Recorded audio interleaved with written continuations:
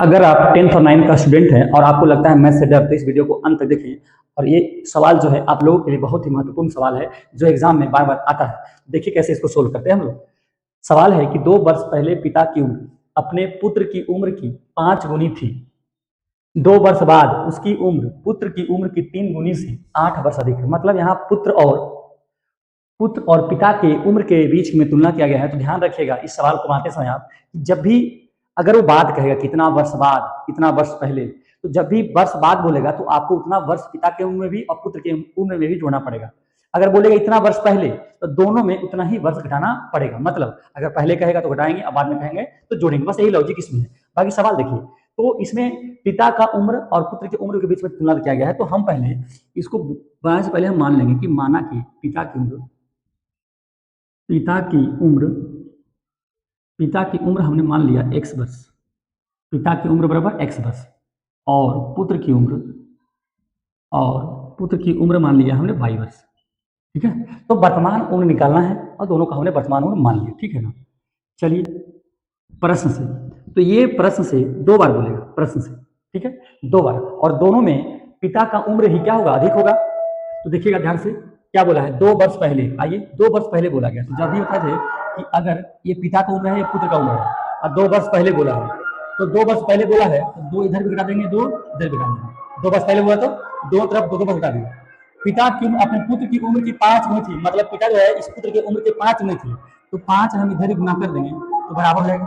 तो देखिए x - 2 बराबर 5 b बराबर 5 बाई 5 गुना 10, x - 5 बाई बराबर -10 प्लस 2, तो x - 5 बाई बराबर -8। ये समीकरण 1 हो गया।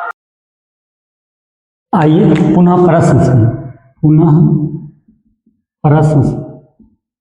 तो पुनः प्रश्न से आते हैं। तो फिर से प्रश्न में क्या बोला सुनिएगा कि 2 वर्ष बाद उसकी उम्र, मतलब पिता की उम्र पुत्र की उम्र की तिगुनी से 8 वर्ष अधिक है।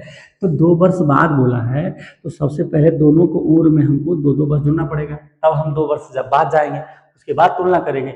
तो पिता का जो उम्र है पुत्र के उम्र के तिगुनी से 8 वर्ष, मतलब ये जो है ना पिता का उम्र पुत्र के उम्र के 3 गुना से 8 वर्ष अधिक है।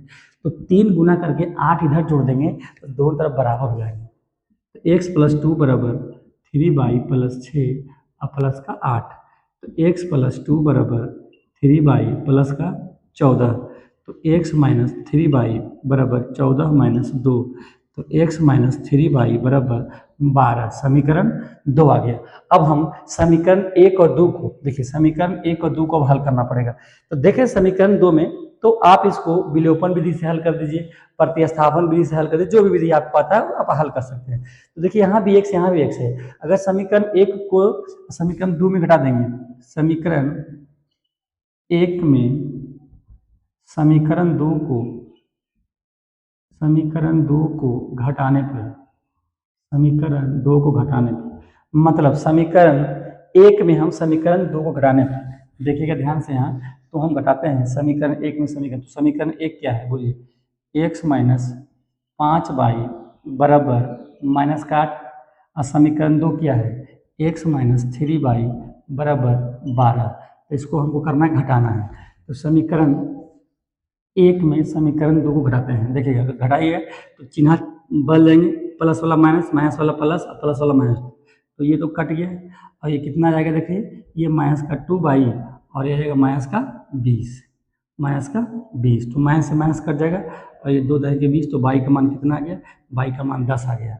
अब आइए, जब y का मान 10 आ गया तो y का मान अगर हम समीकरण 1 या 2 में रख देंगे तो इसका मान निकल जाएगा। तो समीकरण 1 से देखिए, तो 1 है क्या, तो x - 5y बराबर -8। अब देखिए y का मान कितना रख दें, 10, तो x - 5 गुने 10 बराबर -8, तो x - 10 बजे 50 बराबर -8। देखिएगा ध्यान से, अब क्या जाएगा कि x बराबर -8, ये 50 को उधर फेंक देंगे तो प्लस का 50 हो जाएगा, तो x बराबर आ जाएगा 42। तो यहाँ से हमने क्या निकाला, y बराबर 10 और x बराबर 42। तो हमने जो x माना था वो पिता का उम्र, तो पिता का उम्र जो आया, पिता की उम्र बराबर 42 वर्ष आ गया, और पुत्र की उम्र आपको यहाँ पर नीचे में लिखना पड़ेगा इस प्रकार से, पुत्र की उम्र। तो पुत्र की उम्र बराबर आ गया 10 वर्ष। तो आपको ये वीडियो समझ में आया होगा। फॉलो और सब्सक्राइब फॉर मोर वीडियोस।